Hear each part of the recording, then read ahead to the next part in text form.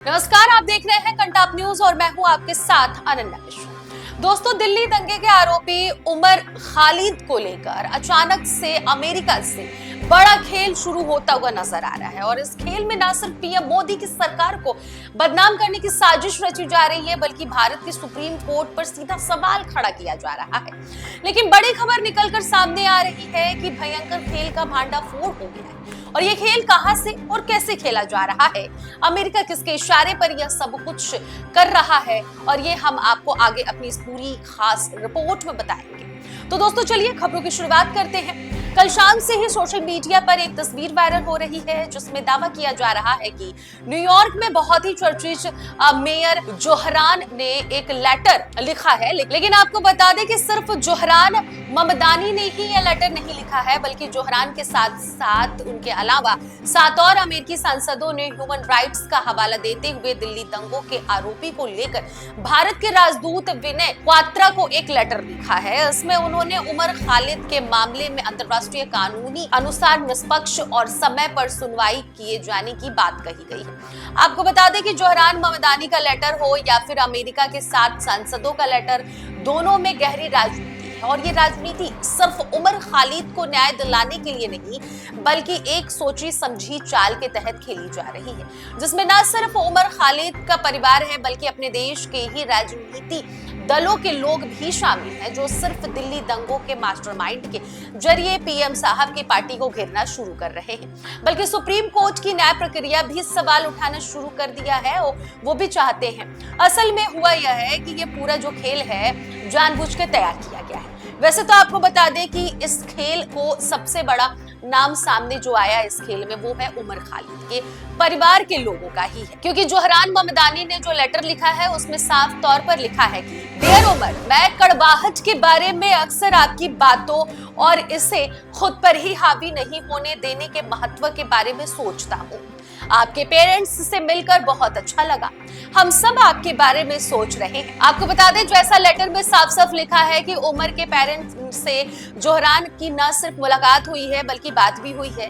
इससे साफ है कि ये जो पूरा लेटरबाजी का खेल है वो दिल्ली दंगे के आरोपी उमर खालिद के परिवार का है। लेकिन बड़ा सवाल ये खड़ा हो रहा है कि आखिरकार कौन है जो उमर के खालिद के पेरेंट को वहां तक पहुंचाकर लेटर लिखवा रहा है। आपको बता दें कि खुद पीएम साहब की पार्टी ने ही इसका खुलासा किया है। बीजेपी के राष्ट्रीय प्रवक्ता प्रदीप भंडारी का दावा है कि इस पूरे खेल में कांग्रेस नेता राहुल गांधी का हाथ है। प्रदीप भंडारी का दावा है कि इस पूरे गेम में एक व्यक्ति का नाम शामिल है जो कि इल्हान उमर है और इस व्यक्ति ने इस बार भी लेटर लिखा है। आपको ये भी बता दें कि भंडारी ने अपने एक्स पोस्ट पर राहुल गांधी की एक तस्वीर साझा की है जिसमें अमेरिकी सांसद साको वक्सकी और भारत विरोध मानसिकता के लिए कुख्यात इल्हान उमर भी दिखाई दे रही है। भंडारी ने कहा है, आगे उन्होंने लिखते हुए कहा है कि हर बार जब विदेश में कोई एंटी इंडिया नैरेटिव फैलाया जाता है तो बैकग्राउंड में एक नाम बार बार आता है, राहुल गांधी, जो भारत को कमजोर करना चाहते हैं, यहाँ की चुनी हुई सरकार को बदनाम करना चाहते हैं और आतंकवाद विरोधी कानूनों को हल्का बनाना चाहते हैं, वह उनसे घिरे रहते हैं।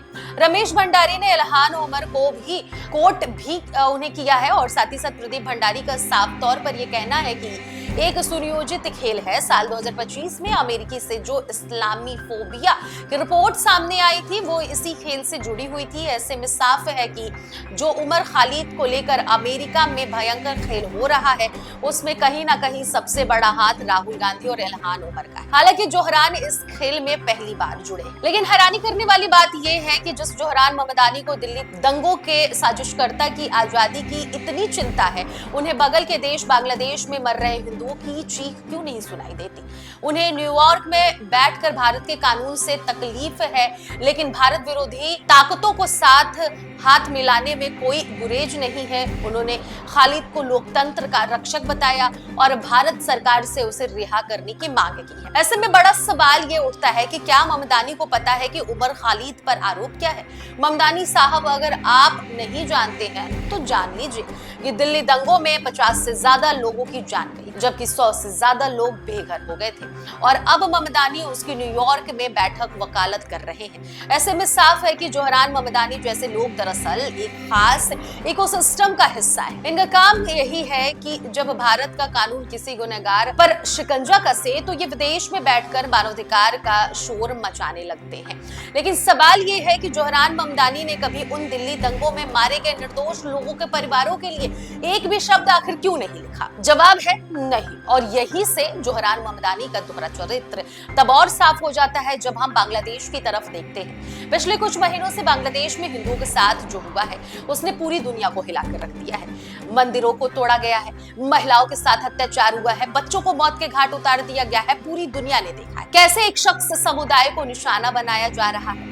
लेकिन मानवाधिकार के मसीहा जोहरान ममदानी और उन पर अमेरिकी 7 सांसदों ने इस पर क्या लिखा है? कुछ नहीं, ना कोई पत्र, ना कोई ट्वीट, ना कोई विरोध प्रदर्शन। क्यों? क्या बांग्लादेशी हिंदुओं का खून नहीं है? या फिर आपका सिर्फ जो दर्द है उन लोगों के लिए ही जगता है जो भारत को अस्थिर करने का एजेंडा चलाते हैं? यह चुप्पी साबित करती है कि ममदानी और उन 7 अमेरिकी सांसदों का मानवाधिकारों से कोई लेना देना नहीं है। उनका मकसद सिर्फ और सिर्फ सेलेक्टिव पॉलिटिक्स के जरिए भारत को बदनाम करना है और इसमें इनका साथ भाजपा प्रवक्ता प्रदीप भंडारी के अनुसार राहुल गांधी जैसे लोग दे रहे हैं।